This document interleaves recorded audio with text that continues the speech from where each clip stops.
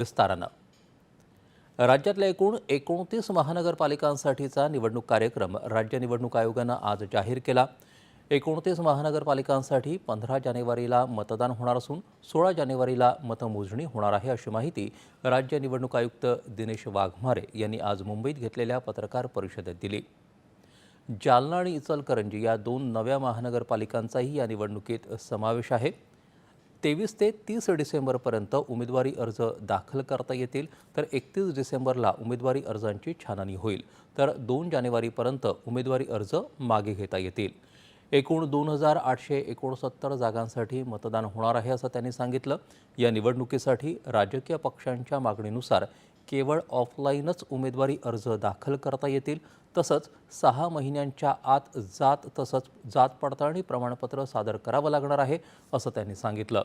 या निवडणुकीसाठी 1 जुलै 2025ला अधिसूचित मतदार यादीच ग्राह्य धरली जाईल, असंही त्यांनी सांगितलं। दुबार मतदारांच्या नावासमोर स्टार करण्यात आलं आहे, असं वाघमारे यांनी सांगितलं।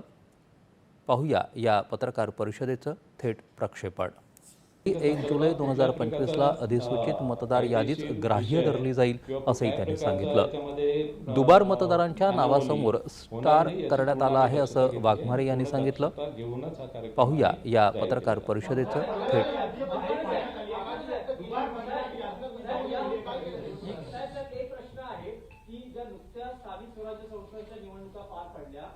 अनेक राजकीय पक्षांनी नाराजी व्यक्त केली आहे निवडणूक आयोगाच्या एकूण कारभारावर, कारण प्रचंड वेळ दिसून आला। मग निवडणुका काही ठिकाणी पुढे ढकलणं असेल, काही ठिकाणी जो ब्रीथिंग पिरियड असतो प्रचार समाप्तीचा, तो रात्री 10 वाजेपर्यंत होता आणि दुसऱ्या दिवशी सकाळी पुन्हा 7ला मतदान सुरू झालं। परत निवडणुकीचा निकाल घोषित करणं सुद्धा तुम्हाला 21 तारखेला ती तारीख पुढे ढकलावी लागली। या सगळ्या कारभारावर अनेक राजकीय पक्षांनी नाराजी व्यक्त केलेली आहे।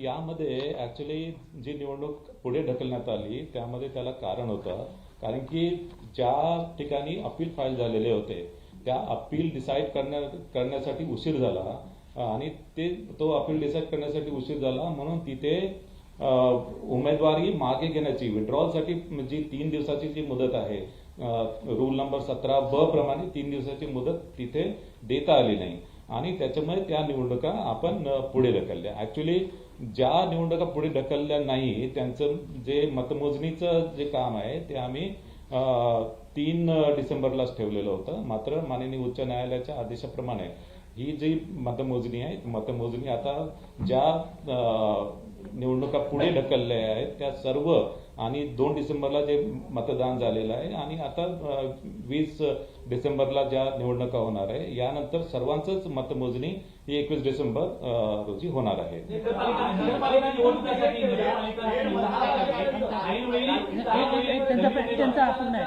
रात्री 10 वाजेपर्यंत आदल्या दिवशी रात्री 10 वाजेपर्यंत प्रचाराचा तुम्ही कालावधी ठेवलात आणि सकाळी 7ला मतदान, जो ब्रीदिंग पिरियड होता त्यावरही आक्षेप नाही। ब्रीदिंग पिरियड जो आहे त्याच्यामध्ये, कारण की या ज्या आम्ही निवडणुका घेतो या जे संबंधित जे कायदे आहेत, संबंधित अधिनियम आणि कायदे नियम आहेत त्याप्रमाणे घेतो।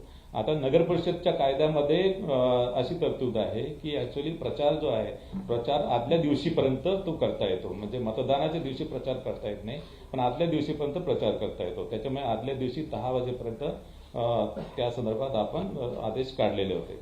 मात्र आता महानगरपालिकेच्या निवडणुकीमध्ये जे महानगरपालिका अधिनियम आहे किंवा बृहन्मुंबई महानगरपालिका अधिनियम आहे, त्याच्यामध्ये मतदान समाप्तीच्या 48 तास अगोदर हा प्रचार संपला पाहिजे, 48 तास अगोदर। त्याप्रमाणे प्रत्येक कायद्यामध्ये वेगवेगळी तरतूद आहे आणि त्यामुळे ती प्रोव्हिजन वेगवेगळ्या स्थानिक स्वराज्य संस्थांच्या निवडणुकीसाठी वेगवेगळी लागू होते। आज के दिन में 29 कॉर्पोरेशन का फाइनल वोटिंग लिस्ट पब्लिश होने वाला था। अगर इसके बाद भी डुप्लीकेट वोटर या एक वोट से दूसरे वोट में वोटर्स पाए जाते हैं तो वो प्रोसेस होगा क्या, वो करेक्शन होता रहेगा? नहीं, देखो इसमें आज एक्चुअली फाइनल वोटर लिस्ट भी हो गई, तो भी मतदान केंद्र की जो लिस्ट है, मतदान केंद्र की लिस्ट है ये 20 दिसंबर को ये मतदान केंद्र की लिस्ट उसमें फाइनल होंगी और उसके बाद में यानी मतदान केंद्र वाइज जो वोटर लिस्ट है वो 27 दिसंबर को होगी। 27 उसकी डेट 27 आताच आपण पाहिलं